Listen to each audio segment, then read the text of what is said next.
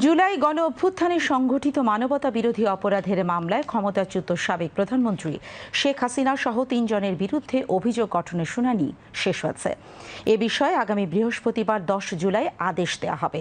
সোমবার বিচারপতি মোহাম্মদ গোলাম মর্তুজা মজুমদারের নেতৃত্বে গঠিত ৩ সদস্যের আন্তর্জাতিক অপরাধ ট্রাইব্যুনাল ১-এ শুনানি হয়। এদিন শেখ হাসিনা ও সাবেক স্বরাষ্ট্রমন্ত্রী আসাদুজ্জামান খান কামালের পক্ষে রাষ্ট্রনিযুক্ত আইনজীবী শুনানি করেন।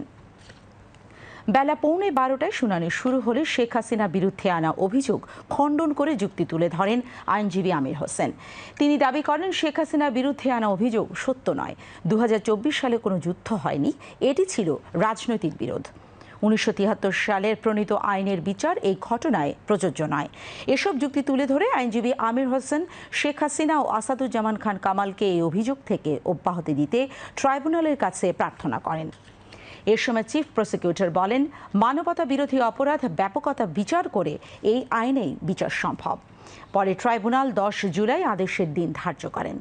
শুনানি শেষে সাংবাদিকদের প্রসিকিউটর MH তামিম জানান, রাষ্ট্রনিযুক্ত শেখ হাসিনার আইনজীবী আসামির অব্যাহতি চেয়ে যেসব যুক্তি দেখিয়েছেন তা গ্রহণযোগ্য নয়।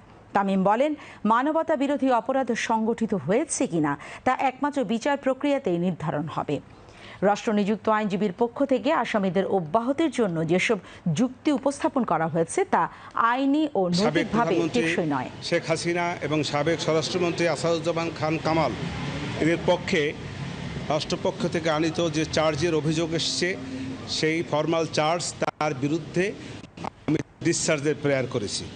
আমি ডিসচার্জে তাদেরকে অব্যাহতির প্রার্থনা করেছি। মূল যে বিষয়গুলি ছিল সেগুলো তার বিরুদ্ধে যে সমস্ত কথাবার্তা এসছে সেগুলো কল্পিত, উদ্দেশ্য প্রণোদিত, রাজনৈতিক উদ্দেশ্য প্রণোদিত এবং যেগুলো কোনো সত্যিকারের ভিত্তি নাই। এই মামলার আসামি পক্ষের আইনজীবী তার ডিসচার্জ হিয়ারিং অর্থাৎ অভিযোগ থেকে অব্যাহতির শুনানিতে দুটি পয়েন্ট মূলত উল্লেখ করেছেন। একটি হলো যে এই যে ১৯৭৩ সালে আন্তর্জাতিক অপরাধ ট্রাইব্যুনাল আইন, এটি একটি যুদ্ধাপরাধ আইন এবং এটি যুদ্ধকালীন সময়ে সংঘটিত অপরাধের জন্য তৈরি করা হয়েছিল। এটি ছিল ওনাদের আর্গুমেন্ট। আমরা বলেছি এই আইনের সেকশন 3 সাবসেকশন 1 এখানে সুস্পষ্ট করে যে এই আইন প্রণয়নের আগে অথবা পরে যদি কোনো মানবতা বিরোধী অপরাধ সংঘটিত হয় এই বাংলাদেশের টেরিটরির মধ্যে, তাহলে এই ট্রাইব্যুনাল উক্ত অপরাধের বিচার করতে পারবেন। অতএব এটি যে যুদ্ধ অপরাধের আইন, এটি এই আইনের আগাগোড়ার কোথাও বলা নাই। ২ নম্বর, ওনারা বলেছিলেন যে এই মামলায় ওনার বিরুদ্ধে আনিত অভিযোগ অসত্য, মানে মিথ্যা। এক্ষেত্রে বিজ্ঞ চিফ প্রসিকিউটর ট্রাইব্যুনালকে জানিয়েছেন যে এটি সত্য কি মিথ্যা এটি নিরূপণের সময় চার্জ হিয়ারিং নয়। চার্জ হিয়ারিং হলো কোনো আইনগত সুস্পষ্ট ত্রুটি আছে কিনা, সত্য মিথ্যা নির্ধারণ হয় ট্রায়ালে। এদিকে সোমবার ট্রাইব্যুনালের সাবেক আইজিপি মামুনকে আনা হলেও তার পক্ষে ট্রাইব্যুনালে কোনো যুক্তি উপস্থাপন করা হয়নি।